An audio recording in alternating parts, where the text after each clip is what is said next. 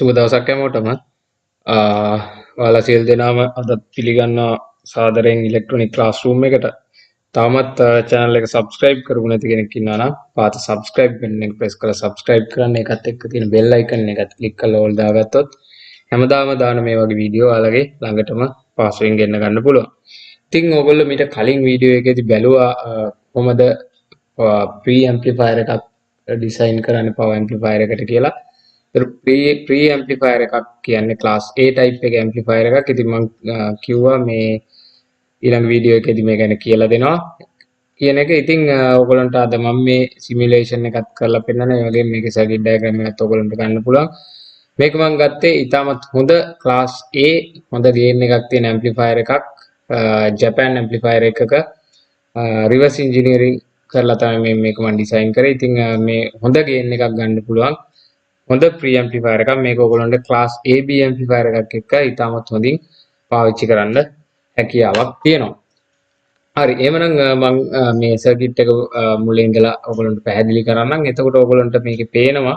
දැන් අපි මෙතන මුලින්ම ගත්තොත් මේ මෙතන තියෙන අපි මේකේ තියෙනවා capacitors කීපයක්ම power supply එක. මේක අපි මම මුලින් ඉඳන් කියලා දෙන්නම්. එතකොට ඔයගොල්ලන්ට input signal එක මේ 4.7 microfarad capacitor එකක් කරහා ඔයගොල්ලන්ට signal එකක් in කරනවා. දැන් මෙතනදී මම ඔයගොල්ලන්ට මෙතන signal එකක් in කරලා තියෙනවා 1 volt CI hertz signal එකක් in කරලා පෙන්නනවා. මම මේක simulate කරලා ඒ වගේම මෙතනට මම oscilloscope එකක් සම්බන්ධ කරලා ඔයගොල්ලන්ට මේකේ සියලුම simulations කරලා පෙන්නනවා. එතකොට ඔයගොල්ලන්ට පේනවා දැන් මේක මේ preamplifier එක stage දෙකකින් සමන්විත වෙනවා. volt 12 ඉඳලා volt 20 දක්වා වන voltage එකකින් මේක වැඩ කරන්න පුළුවන්. එතකොට මෙතන මේ මුල් stage එක අපි හඳුන්වනවා filter and boost amp කියලා. එහෙම නැත්නම් filter and preamp කියන stage එක මෙතන තියෙන්නේ. ඒකත් එක්කම ඔයගොල්ලන්ට පහළ පේනවා. මේක පොඩ්ඩක් enlarge කරන්නම්. එතකොට මේ තියෙන්නේ filter and boost amp stage එක. ඒකත් එක්කම මම පහළට එන්නම්. පහළ තියෙනවා මේ stage එකේදී ඔයගොල්ලන්ට පේනවා tone controller අධියර. ඒ වගේම මෙතනින් output අධියරට මේ ලබා දීලා තියෙන output අධියරටත් මම oscilloscope එකක් සම්බන්ධ කරලා තියෙනවා.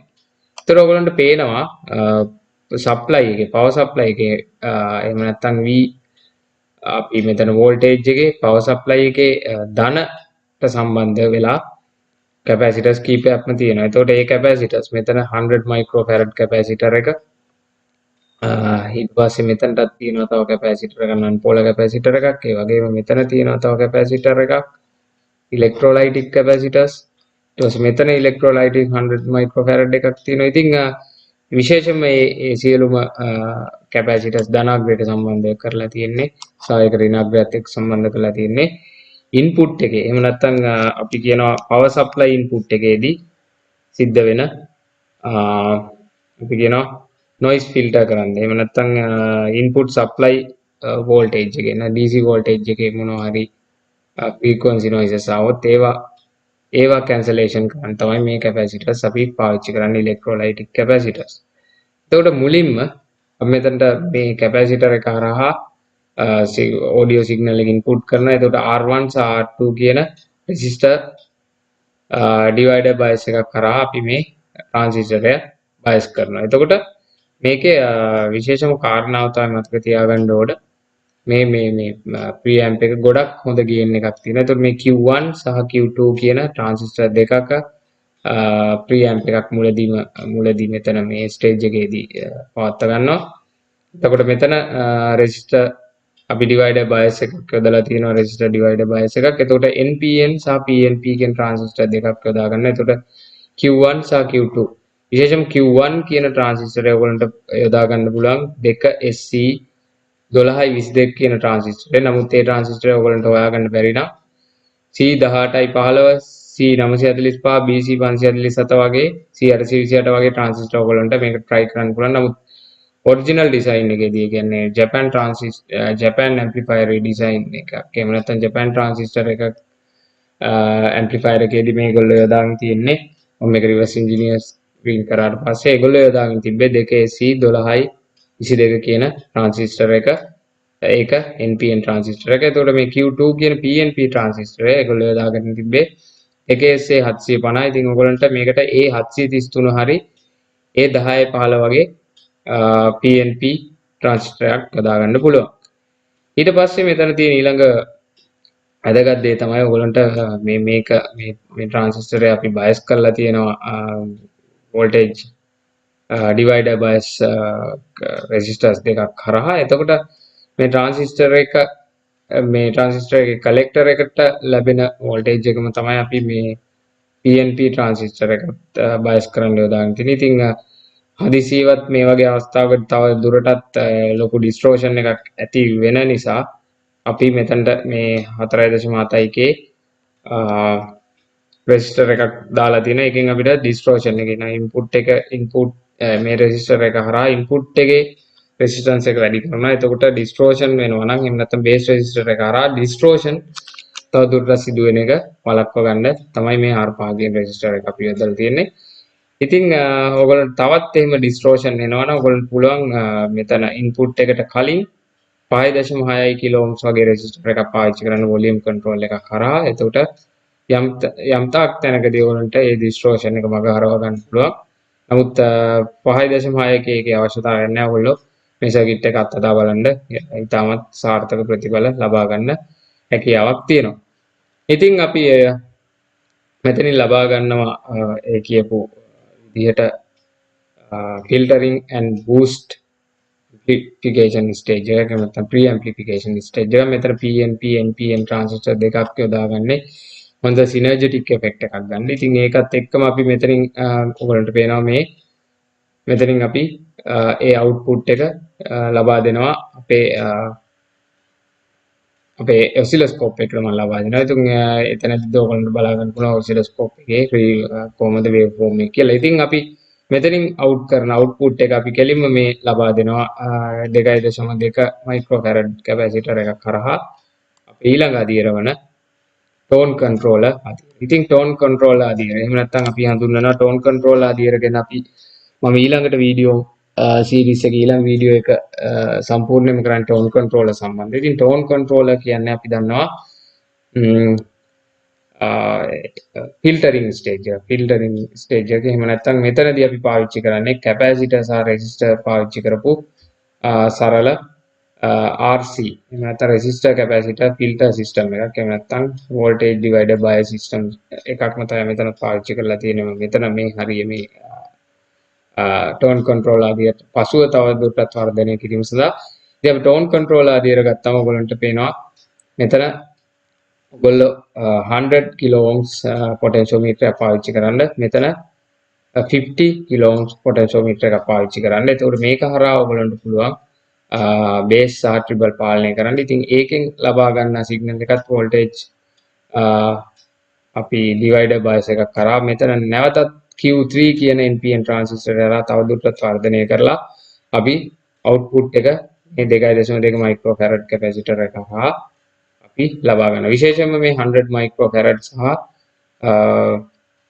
100k සහ 50k පොටෙන්ෂියෝමීටර් ඒ අදාළ වැලියුස් වලින්ම ලබා යොදා ගැනීම ඉතාමත් වැදගත් වෙනවා මේකේ.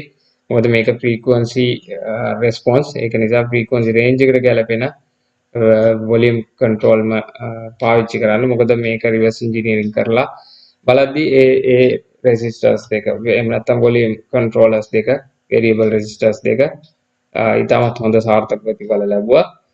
ඉතින් මම හිතනවා ඔයගලන්ට මේ පරිපත එය ගැන ලොකු මේක කම්ප්ලෙක්ස් නැහැ.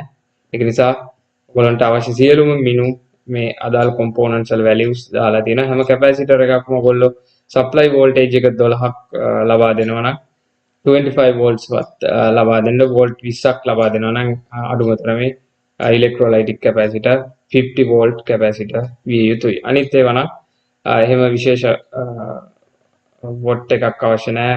රෙසිස්ටර්ස් එහෙම වොට් කාලේ රෙසිස්ටර්ස් පාවිච්චි කරන්න පුළුවන්.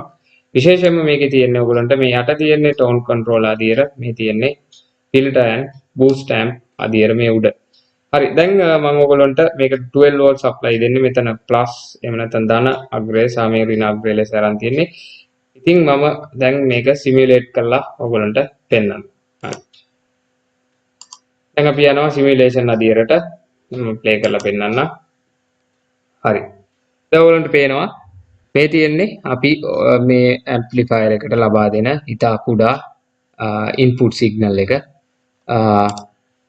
ඉතා කුඩා ඉන්පුට් සිග්නල් එකක් ලබා දෙන්න. ඉතින් ඕගොල්ලන්ට පේනවා ඊළඟට අවුට්පුට් අදියරේදී මම මේ කිව්වා මේක PNP NPN ट्रांजिस्टर දෙකකින් ලබා ගන්න ෆිල්ටර් ඇන්ඩ් බූස්ට් අදියරක්. එතකොට ඕගොල්ලන්ට පේනවා මෙතන දැන් මම ඔසිලොස්කෝප් එක අවුට්පුට් එකට සම්බන්ධ කරලා තියෙන්නේ. එතකොට ශබ්ද තරංගයේ වර්ධනය ඉතාමත් හොඳින් ඔයගොල්ලන්ට මෙතන දක්නට ලැබෙනවා. කොතරම් වර්ධනයක්ද කියන එක ඔයගොල්ලන්ට පේනවා. ඉතින් ඒකත් එක්කම දැන් මම පහළට එනවා. අපි ලැබෙන සිග්නල් එක අපි ලබා දෙනවා ඊළඟට මම කියපු ටෝන් කන්ට්‍රෝලර් අදියරට. ඉතින් ටෝන් කන්ට්‍රෝලර් අදියරේදී ඔයගොල්ලන්ට පේනවා කොහොමද වර්ධනය වෙලා තියෙන්නේ කියලා. දැන් මේ තියෙන්නේ අවුට්පුට් සිග්නල් එක බූස්ට් ස්ටේජ් එකෙන් සහ ෆිල්ටර් ස්ටේජ් එකෙන් ඊළඟට එනවා ටෝන් කන්ට්‍රෝලර් අදියරට. ටෝන් කන්ට්‍රෝලර් අදියරෙන් පස්සේ තමයි මේ තියෙන්නේ ඔයගොල්ලන්ට මේ මෙතන ඔසිලොස්කෝප් එකේ වේව් ෆෝම් එක පේන්නේ.